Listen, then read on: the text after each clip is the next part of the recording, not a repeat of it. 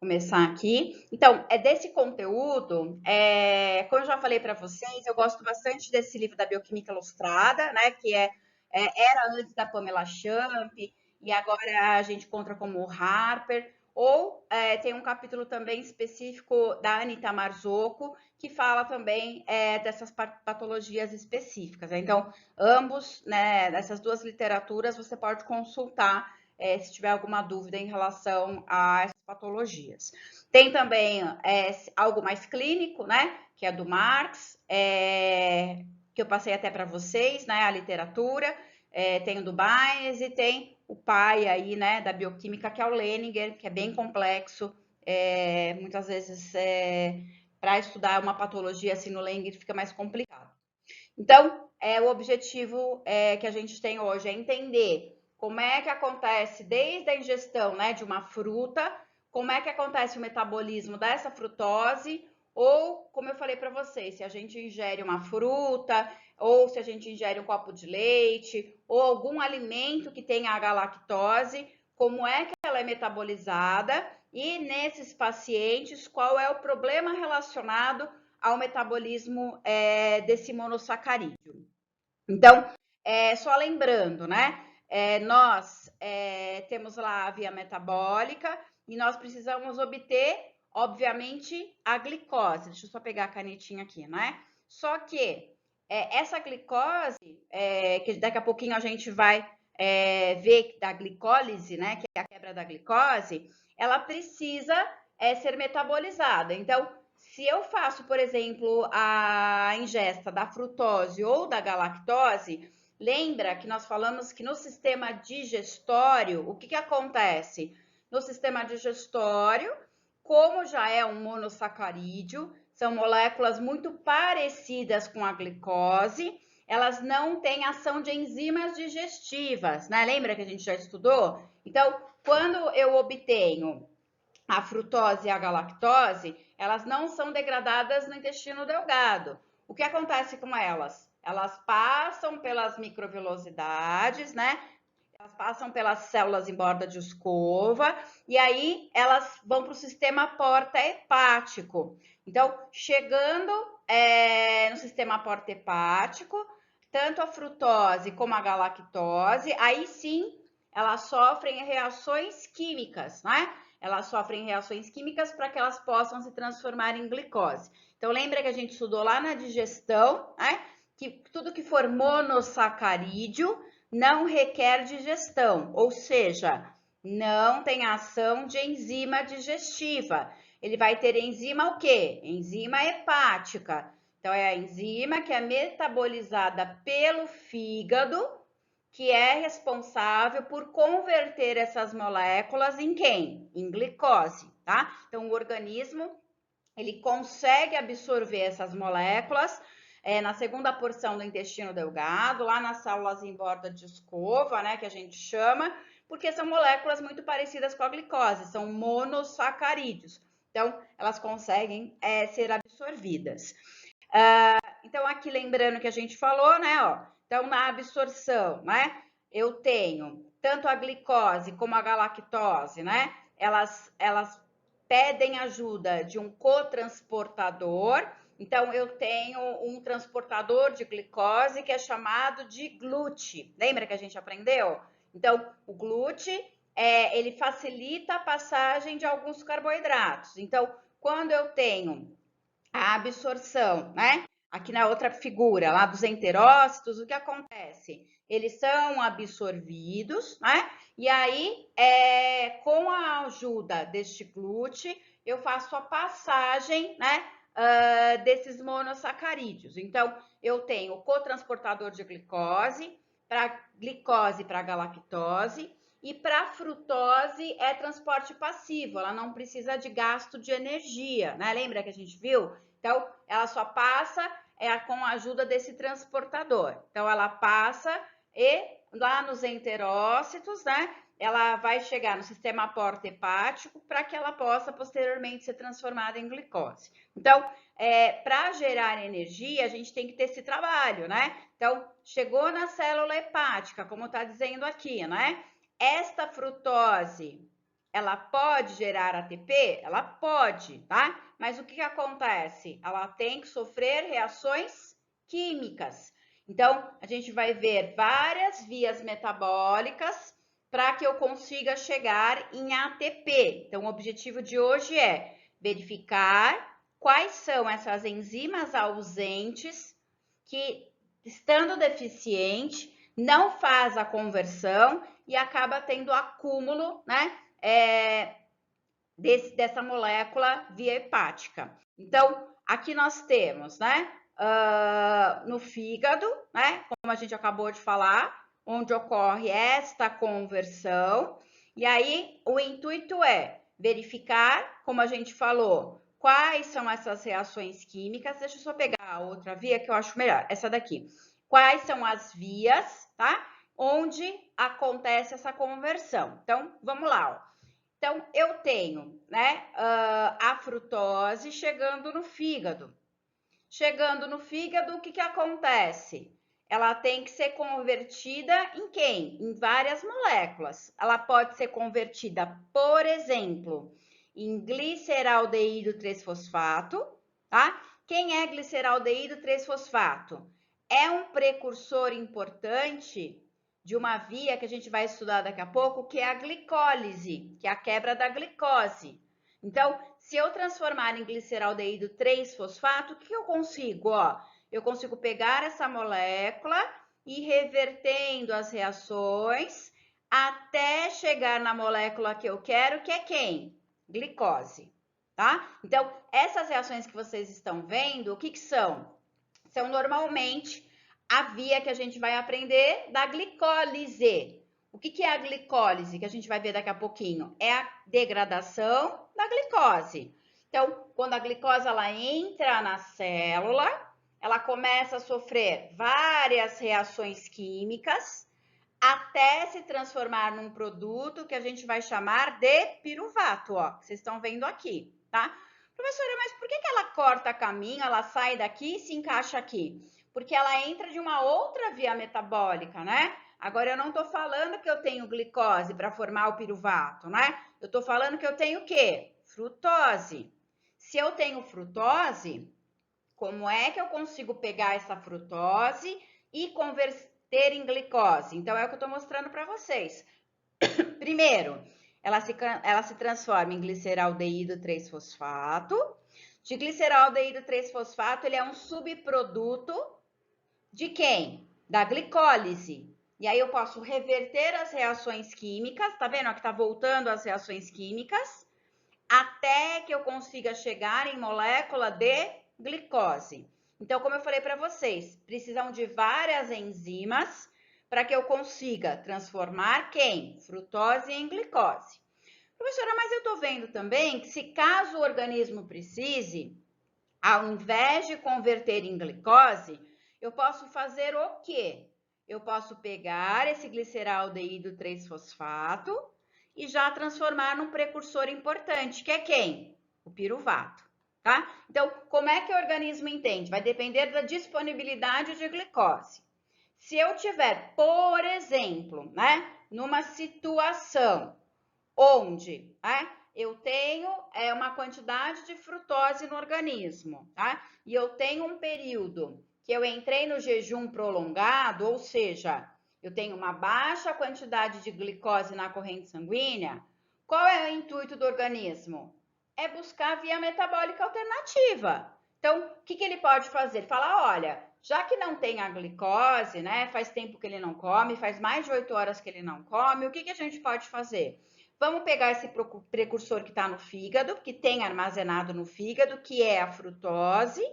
E aí, o que a gente faz com essa frutose? A gente transforma ela em produtos até que eu consiga chegar na matéria-prima que eu quero. Quem é a matéria-prima que eu quero? Glicose. Aí, a partir dessa glicose, o que eu posso fazer? Eu posso liberar essa glicose na corrente sanguínea para corrigir, por exemplo, um quadro do quê? De hipoglicemia. Então, aí entraria numa via metabólica alternativa, que a gente pode chamar como? De gliconeogênese, tá? O que seria isso? Buscar combustível alternativo para poder transformar em glicose. Tudo bem até aqui, meninas? Ficou claro? Tá, então vamos lá. Professora, mas aqui eu não tô vendo patologia nenhuma. Então, vamos para a patologia. Qual é o grande problema, né? O grande problema é quando, né? Na verdade, eu tenho uma deficiência de enzimas, né? Que fariam essa conversão. Então, aqui a gente está vendo, ó, como eu falei, ó, de gliceraldeído 3-fosfato, o que eu posso fazer? Eu posso transformar em piruvato. E quem é esse piruvato que eu vou apresentar para vocês daqui a pouco? Ou na literatura a gente pode encontrar como piruvato ou ácido pirúvico. É a mesma coisa, tá? Piruvato ou ácido pirúvico, ele é um produto importante que é transformado em acetil-CoA, que a gente vai ver daqui a pouquinho. E quando eu transformo em acetil-CoA, o que acontece? Eu posso ativar quem? A segunda etapa da respiração celular, que é quem? Ó, o ciclo de Krebs, tá? Então, como eu falei para vocês, tudo vai depender da necessidade do organismo. Se já tiver uma abundância de glicose, eu não preciso mais formar glicose. Eu vou formar o quê? Eu posso formar energia para os meus órgãos funcionarem. Então, para formar energia, eu pego essa frutose, transformo em gliceraldeído. De gliceraldeído, eu já transformo em piruvato.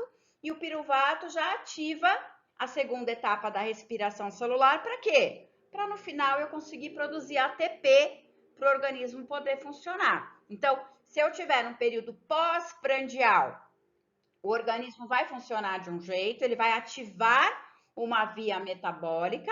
Professora, mas quem que ativa, né? Isso acontece aleatório, né? Como é que o organismo sabe se ele tem que ir para a via X ou ele tem que ir para a via Y, né? Porque se a gente pensar assim, como é que a frutose vai saber se ela precisa se transformar em glicose ou se ela precisa se transformar em gliceraldeído? Ué, né? O que vai ter para regular essas vias metabólicas? É o contexto importante que a gente precisa saber. É sempre a regulação de quem? Hormônios. Isso, perfeito. Então, se por exemplo, eu estou no período, né, pós-prandial e aí segue o absortivo, o que vai acontecer? Eu vou ter um hormônio ali que serviu de, ele foi ativado quando eu comecei a comer. Quem é? A insulina. Então, a insulina é ativada, ela é secretada no pâncreas e o gatilho para ela ser secretada, a gente vai aprender o que é. É justamente o aumento de glicose. Quando a glicose aumenta no pâncreas, é um aviso que o quê? Que eu preciso ativar uma via metabólica, no caso, quem é? É a secreção da insulina, para essa insulina poder regular as vias metabólicas para produzir ATP. Então, o que a insulina ela tem que fazer? Ou ela vai disponibilizar essa glicose para formar ATP, ou se essa glicose estiver em excesso, o que ela pode fazer? Ela fala, opa, já tem muito ATP aqui. O próprio ATP é um regulador da via metabólica. Se aumenta muito, né, a quantidade de energia, o que ela sinaliza? Sinaliza que a insulina pode parar de degradar a glicose e ao invés disso, o que ela vai fazer? Ela vai ativar a glicogênese. O que é a glicogênese? É armazenar essa glicose, tá? Na forma de glicogênio. Então, o que a gente tem que entender é que nada é aleatório, tá? É tudo sinalização, regulação celular, tudo regulada por hormônio, tá? E os nossos reis aqui em questão são insulina, né? Que a gente mesmo já falou, que é num período, né? Pós-prandial e o absortivo. Então, eu acabei de comer e está sendo absorvido, está aumentando a glicose na corrente sanguínea. Ou o seu hormônio antagônico, que é o glucagon, que vai ativar vias metabólicas, o quê? Que vai fazer o contrário. Ao invés de agora quebrar a glicose ou armazenar, a função dele é ativar vias metabólicas, o quê? Hiperglicemiantes, né? Vias que vão aumentar a degradação para produtos são combustíveis para corrigir esse nível glicêmico da corrente sanguínea. Então, agora não vai mais quebrar a glicose para formar ATP. Ele precisa o quê? Ele precisa produzir glicose. Como é que ele produz glicose se eu não estou comendo? Ele vai buscar das reservas, né? Que pode ser do glicogênio, que pode ser dos lipídios, que é o ácido graxo, que pode ser da alanina, que é do músculo, que depois a gente vai ver, né? Que é bem interessante para vocês quando o paciente está fazendo atividade física, principalmente ele busca muito a degradação da proteólise, né? Que é a quebra da proteína que está no músculo, se transformando em um aminoácido, que é a alanina, e a alanina lá no fígado vai ser transformada em glicose para poder corrigir essa baixa glicêmica que o paciente tem, tá? Então, a gente vai ver tudo isso. Aqui eu só estou direcionando para vocês que, para saber se ele vai se transformar em gliceraldeído ou se ele vai voltar às vias metabólicas para formar glicose, vai depender da sinalização, da regulação dos hormônios, tá? Então, nada é aleatório aqui na bioquímica, tudo é sinalizado. Aqui tem uma correlação importante, que depois vocês até podem estudar, e eu não sei se algum paciente já perguntou para vocês. Por que que o consumo excessivo de frutose pode gerar um tipo, né, de esteatose hepática, que é o tipo de um acúmulo de gordura no fígado, que não é alcoólico, né? É uma doença hepática, só que é de contexto gorduroso. Não é porque o paciente está bebendo muito e está jogando, né, toxinas que estão sendo metabolizadas lá no fígado, para que ele possa, né, purificar essas impurezas que o paciente está ingerindo. E aí, meninas, conseguem? Hã?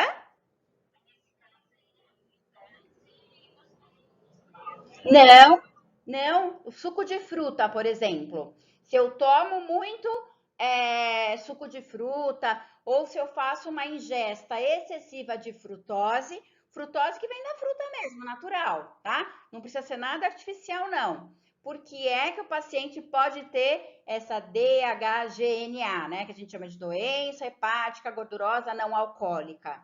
E aí, hein, meninas? E agora? Alguém falou que seria alguma coisa artificial. Não, eu digo que não é nada artificial. É da própria ingesta de fruta. Ixi, e agora, hein? Olha isso daqui. No metabolismo, né, que acontece no fígado, se eu tenho quantidade de frutose, o que que a gente acabou de ver? Que essa frutose, ela se transforma num precursor, que eu já vou detalhar para vocês as reações químicas. Quem é esse precursor? Quem é esse produto? A gente falou, ó, é gliceraldeído 3-fosfato. Este gliceraldeído, além dele poder ser transformado em glicose, além dele ser transformado em piruvato, se eu não preciso agora usar como produção de energia, ou seja, se eu tenho frutose a mais e essa frutose ela não precisa ser usada como fonte de ATP, o que acontece? Ela se transforma em, olha quem, ó, em ácido graxo. Ácido graxo que fica acumulado onde? No fígado, tá? Então, se eu tenho, né, uma ingesta excessiva de frutose, ela vai ativar vias metabólicas que vão transformar o gliceraldeído em piruvato. Só que o piruvato, se ele não precisar ser utilizado para a produção de ATP, ele é convertido em quem? Em ácido graxo, tá? E aí é justamente esse acúmulo desse ácido graxo no fígado é que advém, né, essa gordura que a gente vê o desenvolvimento dessa patologia. Ficou claro, meninas, isso?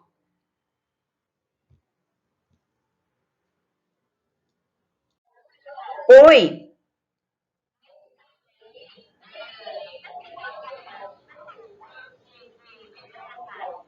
Então, na verdade, Na verdade, na verdade, o que eu tenho que fazer? Eu posso fazer exames que verificam a dosagem de frutose no fígado, dá para fazer, tá? E eu posso também, através da anamnese, do relato do paciente, se ele falar, eu tô fazendo uma dieta louca, e aí, só que isso não é a curto prazo, tá? A gente tem que entender que essa patologia é de médio a longo prazo. É o indivíduo, tá, que está ingerindo um longo período, né, uma grande quantidade dessas frutas, e aí essa frutose, que é o carboidrato, num período que ela não está sendo convertida em energia, ela acaba se transformando em ácido graxo. Por quê? O problema é que o fígado, ele adora converter ácido graxo. Se a gente olhar os nossos órgãos, né?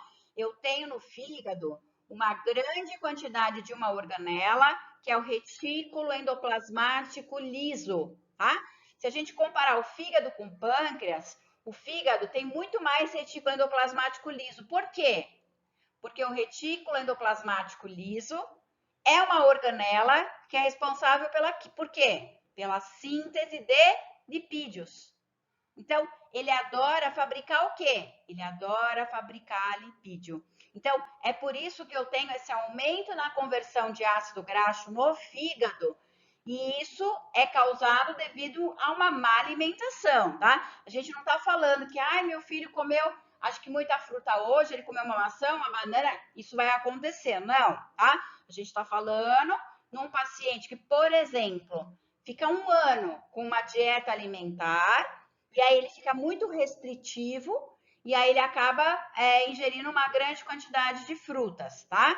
E aí, como eu te falei, isso pode ser feita a análise, né? Via hepática, para constatar esse aumento da frutose no fígado, ou, ou até mesmo a proveniência, né, dessa quantidade de ácido graxo, se ele relata que não ingere bebida alcoólica, que faz uma alimentação regrada, né? Aí você pode suspeitar que tem algo errado em relação à ingesta de frutas.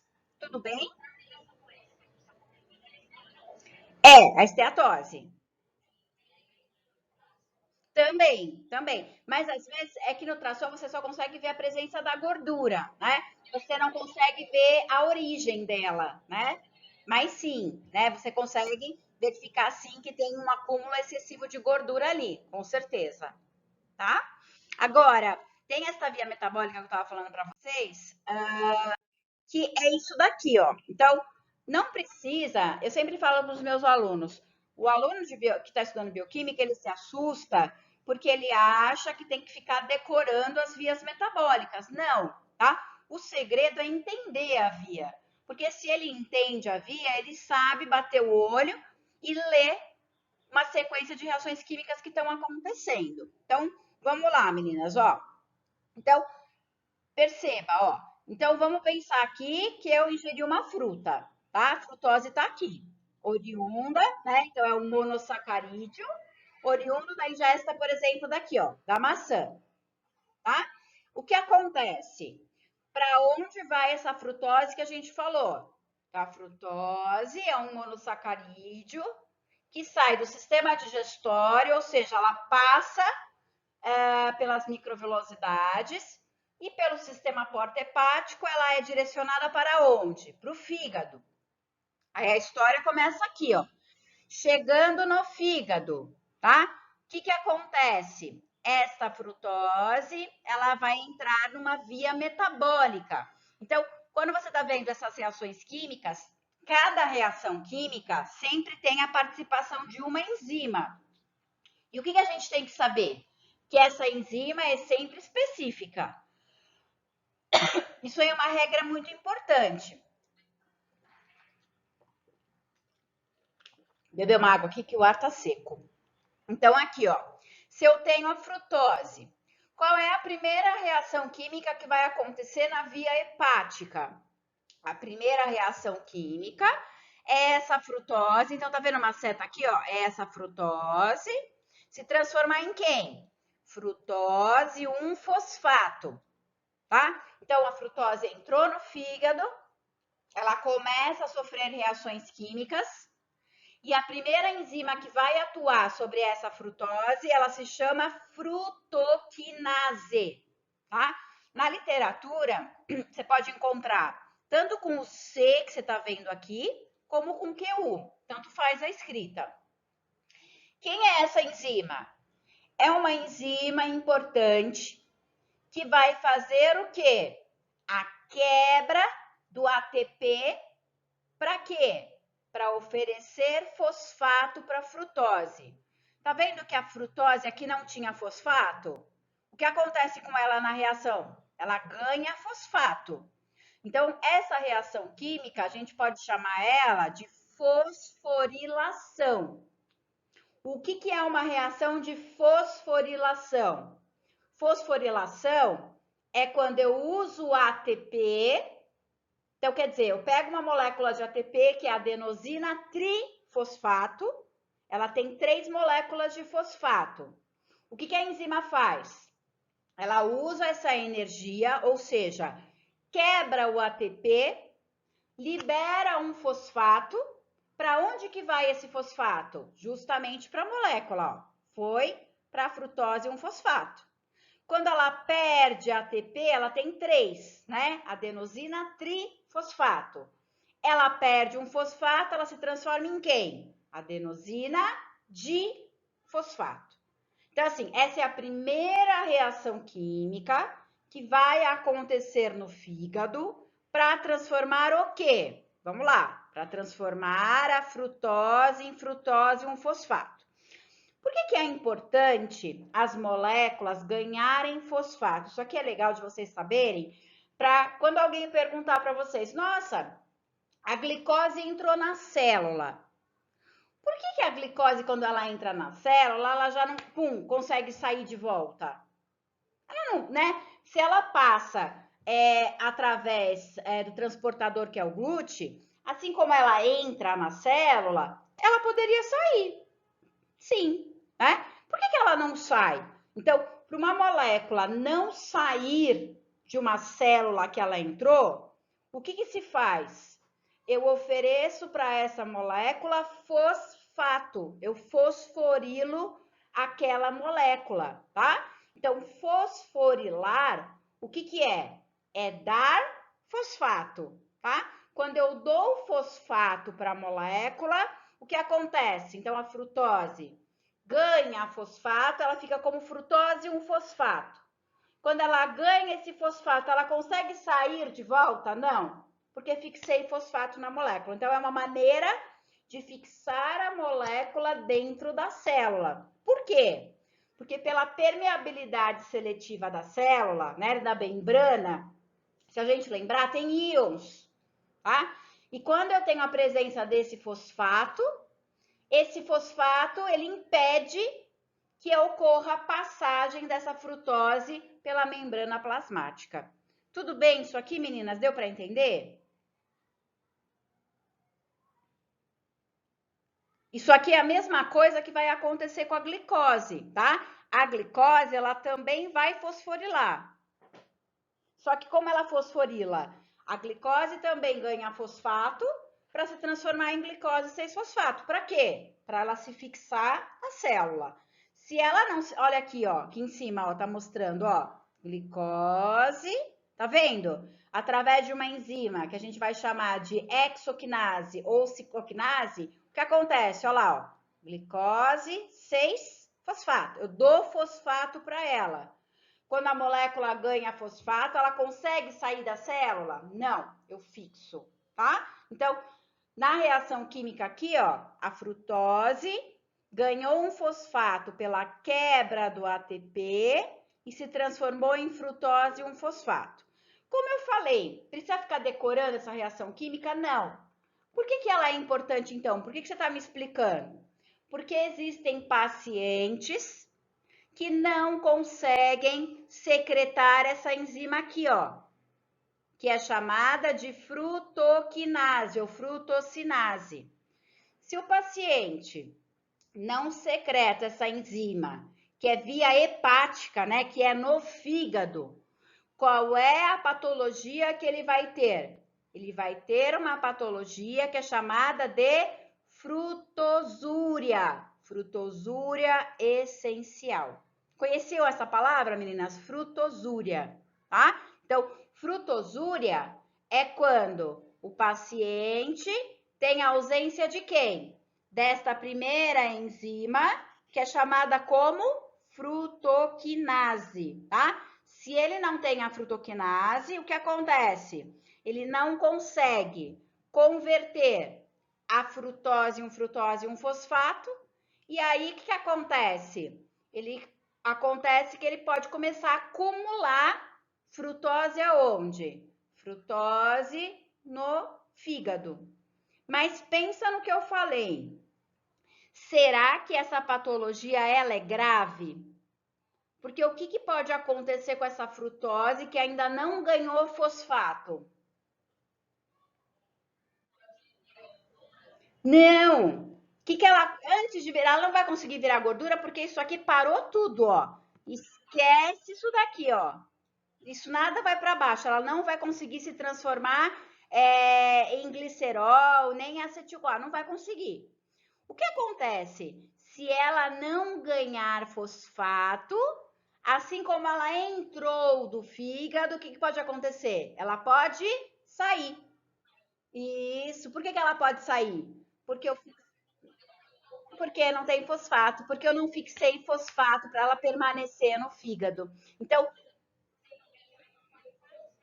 isso, perfeito. Não sofreu a fosforilação pela quebra do ATP, perfeito. Tá? Então, por isso que esta patologia, a gente diz que é o quê? Uma condição benigna, porque a frutose ela acaba não ficando acumulada em grande quantidade no fígado. Porque assim como ela entrou no fígado, o que vai acontecer com ela? Ela consegue sair. E aí, o aumento dessa frutose, né, saindo e sendo metabolizada pelo organismo, você vai perceber uma das formas de diagnosticar essa patologia como? Quando você tem, principalmente o quê, ó?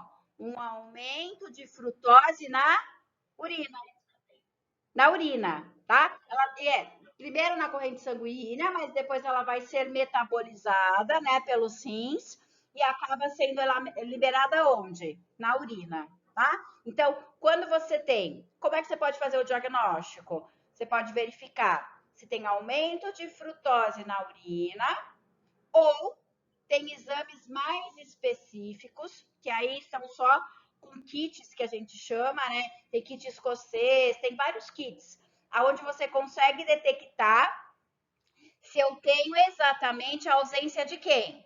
Da frutoquinase. Então, essa doença é uma ausência de uma enzima específica. Quem é a enzima ausente? A ausência da frutoquinase. Então, paciente que não produz na via hepática, né? A frutoquinase tem o quê? Frutosúria essencial, tá? Agora, se um paciente te perguntar, essa patologia é grave? O que você vai dizer para ele? Não. Por quê?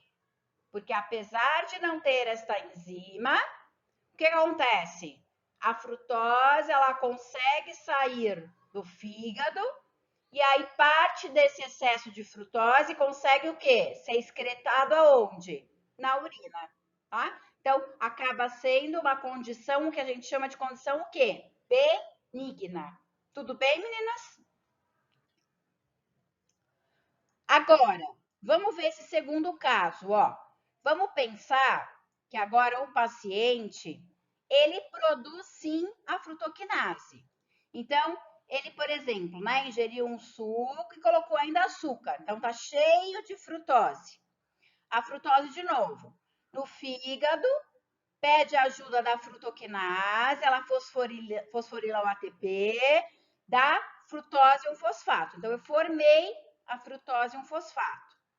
A partir daí, o que vai acontecer? A frutose um fosfato, ela pede ajuda de uma outra enzima, que é chamada de aldolase B.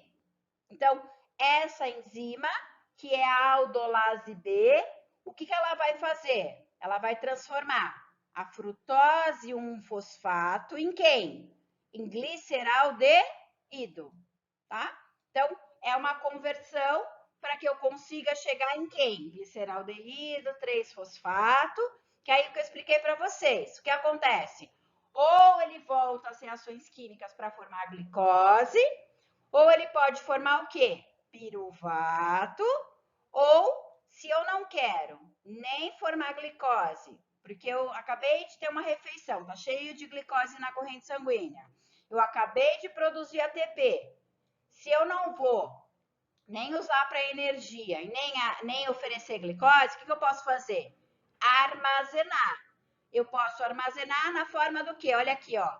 Principalmente na forma de fosfoglicerídeos e na forma de triacilglicerol. É ali que eu falei para vocês que principalmente a transformação, né, de de ácidos graxos. Por quê? Transformando em ácido graxo é aquela patologia que a gente falou que começa a acumular gordura no fígado, tá? Então, é o acúmulo em longo período de tempo, tá? A gente não tá falando se eu comer uma grande quantidade já vai acumular, não, tá? É um longo período de tempo que essa patologia ela vai se manifestar, no caso da esteatose, né? Na gordura no fígado. Agora, vamos voltar no nosso raciocínio, ó.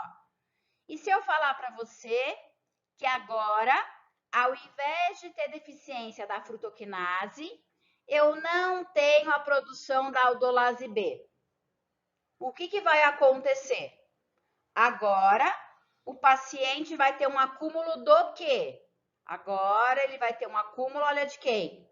Da frutose 1-fosfato. Então, se o paciente tiver ausência da enzima que é chamada de aldolase B, o que vai acontecer? Ele não consegue converter frutose 1-fosfato em o quê? Gliceraldeído. Aí começa o problema. Por quê? Olha aqui, ele tem uma patologia que agora é chamada de como? Intolerância hereditária à frutose, que a gente pode encontrar na literatura como envenenamento por frutose. Essa sim é grave? É. Por quê? E agora, hein? Por que você me justificaria que agora esta patologia é grave sim, gera hepatomegalia, problema renal, problema neurológico, pode ter até acidose láctica, pelo acúmulo de ácido, pelo acúmulo do substrato. Por que você me diria que agora, se não tiver a aldolase B, o acúmulo da frutose 1-fosfato é grave nesse paciente?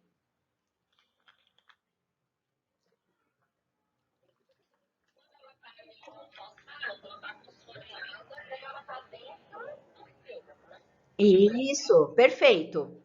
E aí o que acontece? Isso. Ela consegue sair do fígado agora? Não. Como acontecia aqui em cima, né? Aqui em cima, essa frutose que não foi fosforilada, ela consegue sair? Sim, tá?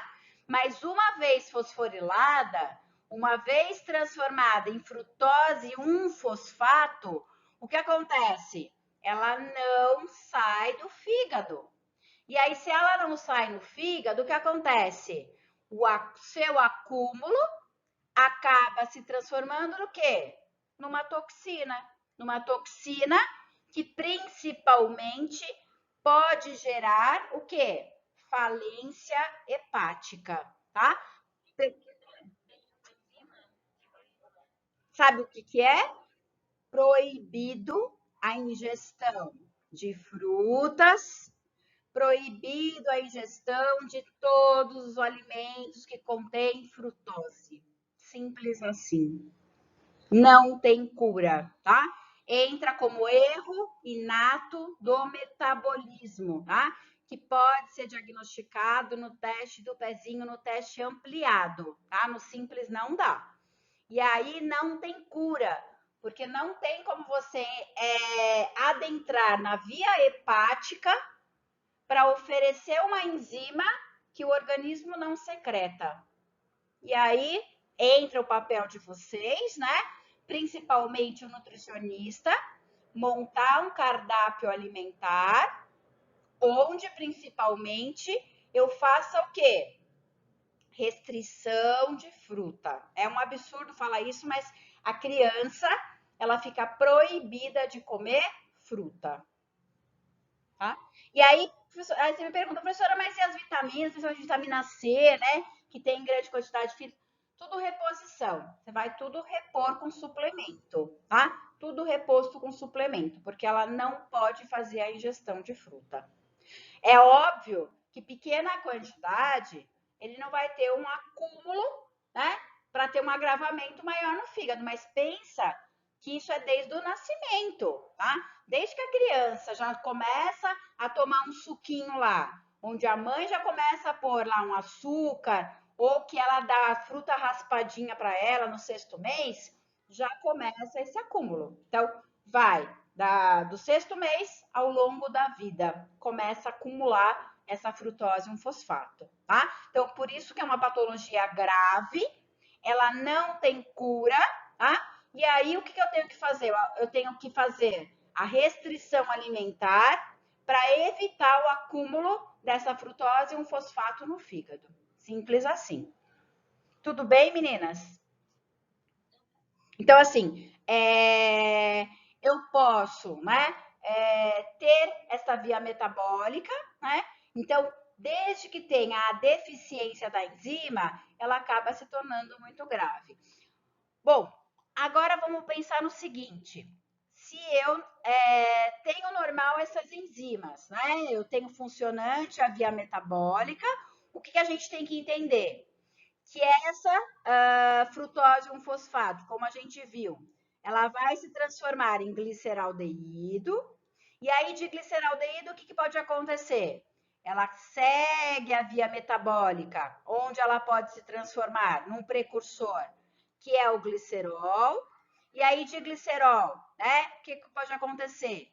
Eu tenho a conversão, principalmente, de fosfoglicerídeos e triacilglicerol, aqui no tecido adiposo e aqui no revestimento da membrana da célula, tá? Ou, o que pode acontecer? Esse gliceraldeído, o que acontece com ele? Como eu falei para vocês, ele se transforma em gliceraldeído, 3-fosfato, reverte as reações químicas da glicólise até que eu consiga chegar em quem? Em glicose, tá? Por isso que a gente usa essa via metabólica onde? Olha lá, na gliconeogênese, tá? Uma via metabólica alternativa, quando eu tenho o quê? Baixa quantidade de glicose presente na corrente sanguínea. Então, eu posso usar essa frutose que está no fígado para ser transformada em glicose para suprir uma hipoglicemia de um paciente. Quem é o hormônio que vai ativar esta via metabólica? Para transformar a frutose em glicose. Será que é a insulina ou será que é o glucagon?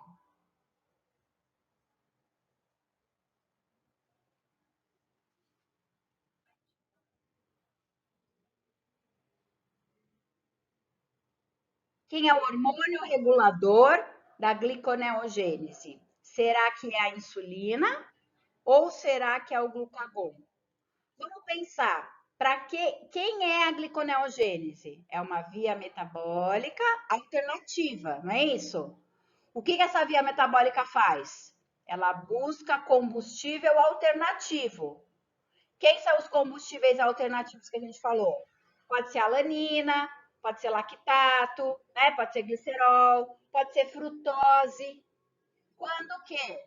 Quando o paciente tem uma baixa do nível glicêmico na corrente sanguínea. Então, quando eu tenho baixa quantidade de glicose na corrente sanguínea, é porque eu estou num período do quê? De jejum prolongado, né? Ou a gente chama também do quê? Pós-absortivo. E aí, nesse período, quem é o hormônio que eu peço ajuda para corrigir essa hipoglicemia? Glucagon.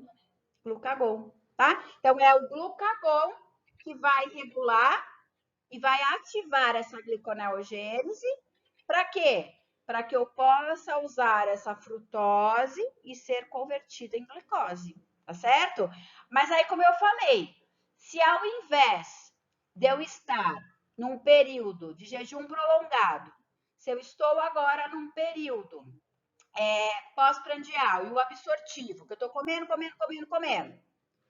agora o organismo vai se preocupar em pegar essa frutose e converter em glicose, ou ele vai se preocupar em pegar essa frutose ou para armazenar ou para gerar energia?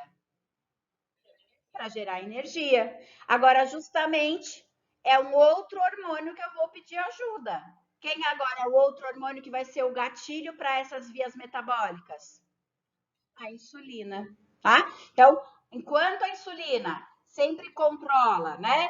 Vias o quê? Hipoglicemiantes, que tem o intuito de diminuir a quantidade de glicose na corrente sanguínea. O glucagon sempre vai se preocupar em ativar as vias o quê? Hiperglicemiantes, que vão aumentar a quantidade de glicose na corrente sanguínea, tá? Então, como eu falei, esse mapa que está aqui vai depender da necessidade do organismo. Ou transformar frutose em glicose, ou transformar frutose em piruvato para gerar energia, ou ainda, se for o caso, se tiver muita frutose, ela pode transformar no quê? Em tecido adiposo, mas a princípio começa convertendo em ácido graxo no fígado e posteriormente vai armazenar no tecido adiposo, tá? Tudo bem aqui, meninas? Podemos ir para a galactose? Então, para a galactose, o que a gente tem que lembrar? Então, a galactose, na verdade, é um monossacarídeo, né? A gente obtém ela através da degradação de quem? Da lactose. Então, todos os alimentos que, obviamente, né, tem lactose também acabam tendo o quê? Galactose. Mas toma cuidado, por quê? O que eu falei para vocês? Além de ter a presença na lactose, eu também tenho vários alimentos que contêm galactose, que é o próprio monossacarídeo. Então, eu tenho que me ater a alimentos que têm a lactose ou que têm a própria galactose. Então, vamos ver a via metabólica agora da galactosemia. Então, ela também é um monossacarídeo, como a gente já falou, né? A absorção dela é para o sistema porta-hepático, ela é levada ao fígado, e aí do mesmo jeito, galactose, ela pode gerar ATP? Sim. Agora a gente vai entrar na via metabólica hepática para transformar o quê? Para transformar agora quem? A galactose, que vocês estão vendo aqui, em quem? Em glicose, tá? Agora, as vias metabólicas, como a gente falou, sempre precisam da ajuda de o quê? Enzimas. A primeira reação química, o que eu falei para vocês? Como é que eu fixo qualquer molécula na célula? O que eu tenho que fazer? Fosforilar. Aqui vai ser diferente? Não, tá?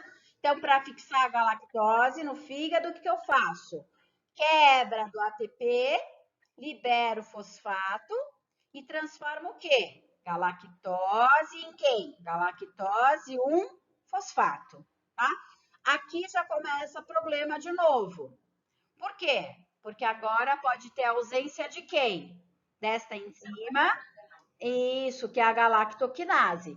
Na literatura, como esse nome é grande, ela é muito chamada de GALC, tá? Então, quando você ouvir GALC, é a abreviação de galactoquinase. Então, eu posso ter a ausência, né, dessa enzima, que é a galactoquinase, aí no mesmo raciocínio que a gente usou para a frutose. Pensa comigo, será que se tiver essa enzima ausente, ela vai ter maior ou menor gravidade? Vamos ver no próximo slide.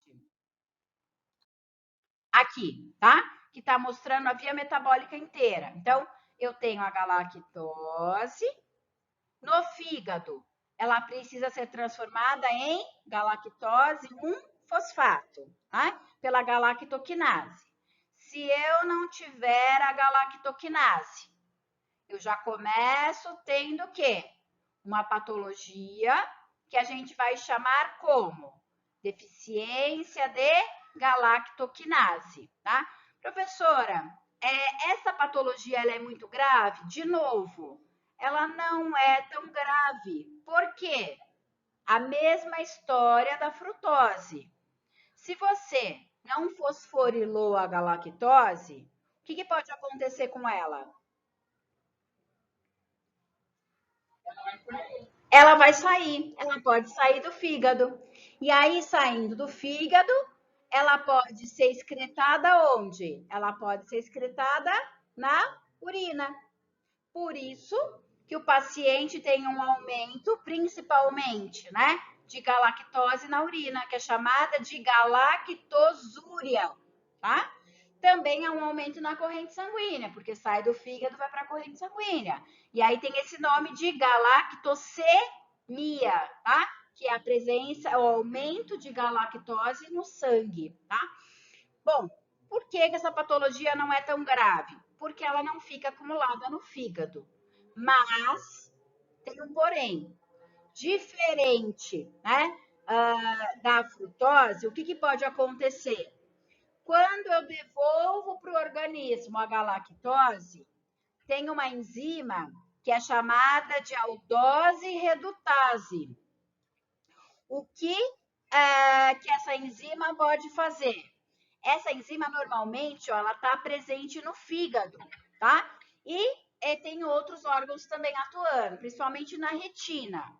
Se eu tiver muito aumento de galactose, eu começo a usar essa enzima, que é a aldose redutase, e ela vai formar um composto. Esse composto é chamado de galactitol. Qual que é o problema desse galactitol? Se eu começar a metabolizar muita galactose, né, que ela está lá em excesso, e transformar em muito galactitol, o galactitol ele pode principalmente danificar alguns órgãos. Por quê? Porque essa aldose redutase tem principalmente na retina. Tá? Então, se ela foi liberada na corrente sanguínea, essa galactose acaba sendo ofertada para o organismo. E aí, em excesso, esse galactitol pode gerar o quê? A catarata, tá? Então, como sintoma dessa deficiência da galactoquinase, o que principalmente eu tenho? Como diagnóstico, o quê? A galactosúria, né? Que é a presença da galactose na urina. E que mais? Eu tenho, se o paciente a longo prazo, né? A gente não está falando que eu comi hoje, acumulou e gerou a catarata, não. É a médio e longo prazo. Ele vai ter o quê? Um nível elevado desse galactitol. O que é esse galactitol, professora? Na verdade, vocês estão vendo lá um precursor, né? Que é o NAD, uma coenzima. Ela tira, né, fosfato da molécula e ao tirar fosfato da molécula, a galactose, que é o açúcar, ela se torna num álcool. Galactitol, na verdade, é um álcool. É uma substância que é um álcool. E é por isso que esse álcool acumulado na retina pode gerar essa catarata. Tudo bem aqui, meninas? Alguma dúvida?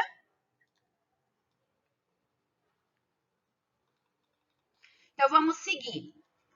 Bom, então, se eu tiver a ausência da galactoquinase, eu só fico com a galactose e aí ela vai se transformar em galactitol, por isso que eu tenho a deficiência da galactoquinase. Mas, do mesmo jeito que a gente viu da frutose, se ela continuar, né, degradando. Então, pensa lá, galactose, tinha a galactoquinase, fosforilou a galactose, transformei em galactose um fosfato. A partir daí, a galactose um fosfato, o que vai acontecer com ela?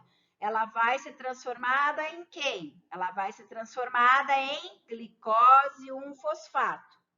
Mas, para ser transformada em galactose 1-fosfato, agora ela precisa de uma enzima que o pessoal odeia, né? Que ela é um palavrão.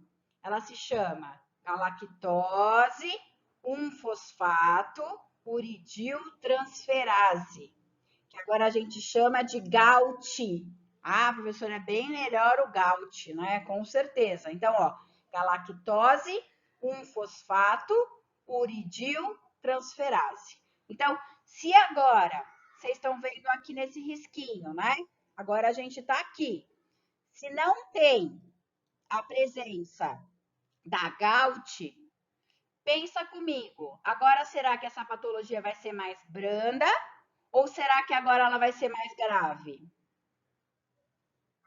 Mais grave.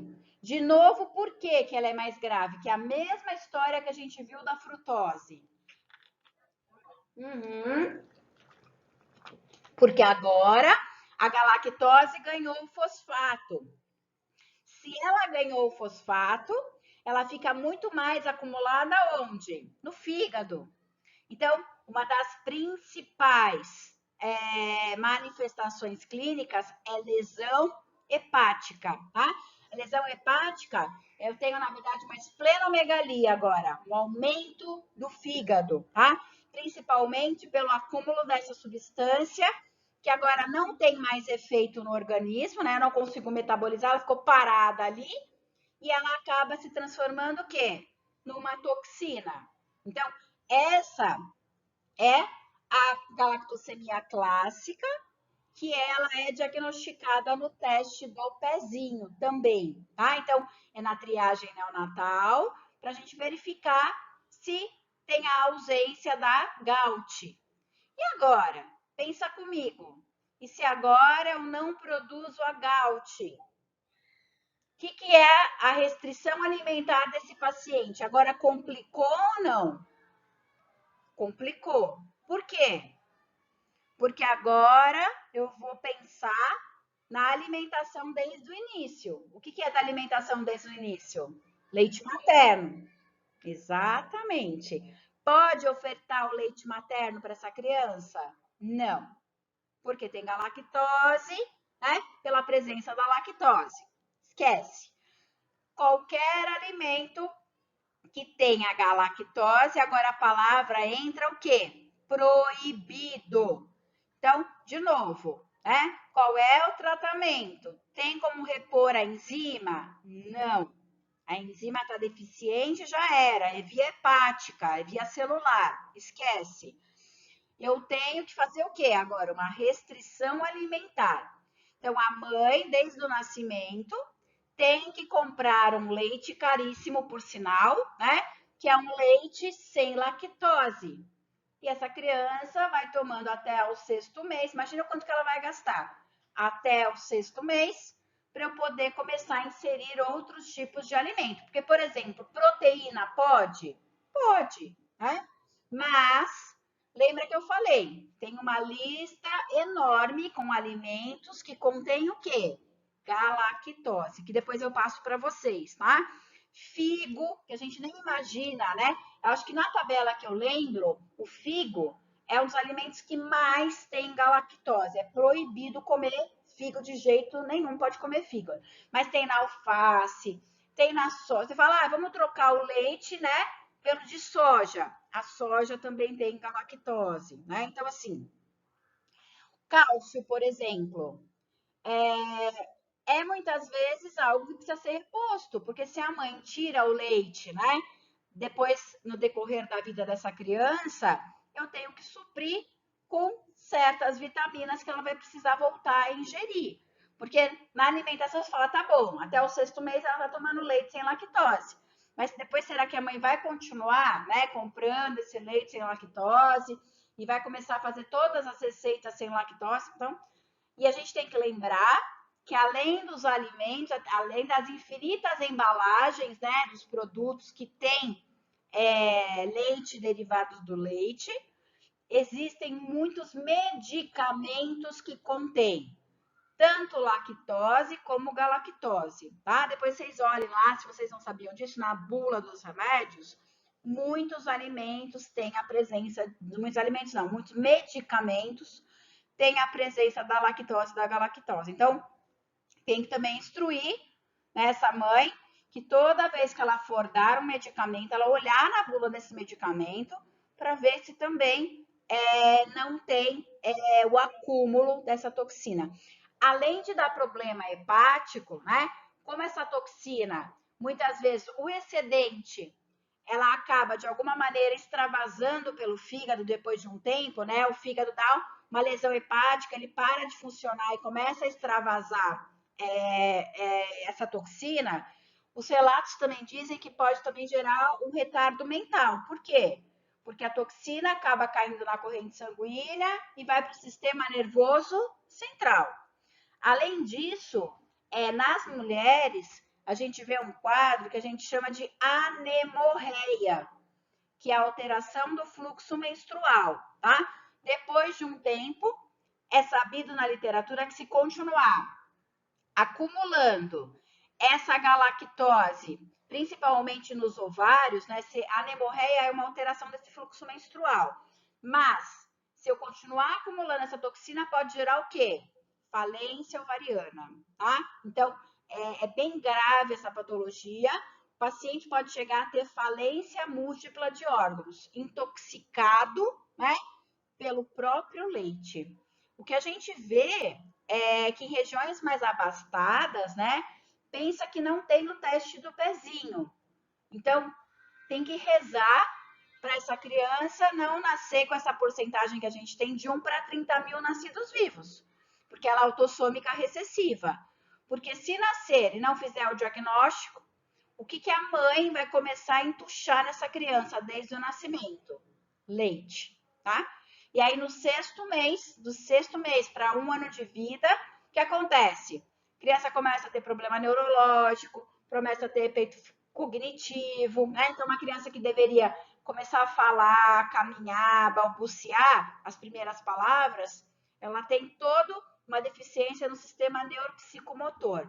E isso é irreversível, tá? Então, eu só vou causando danos mais graves ao ponto dessa criança, às vezes, não chegar à fase adulta, tá? Então, é uma patologia muito grave, se não diagnosticada a tempo. Então, de novo, qual é o tratamento? É prevenção, tá? É retirar os alimentos que vão acumular essa substância tóxica no organismo. Tudo bem aqui, meninas? Ficou claro? Então, as mais conhecidas que a gente vê na literatura é o Galk ou Gaut, né? Galk, que é galactokinase, né? Que aí fica facinho de lembrar. Ou, se é Gauti, é porque é um nome maior dessa enzima, que aí ela já fosforilou, por isso que vem galactose 1-fosfato uridiltransferase, tá? Que é a mais grave. Acho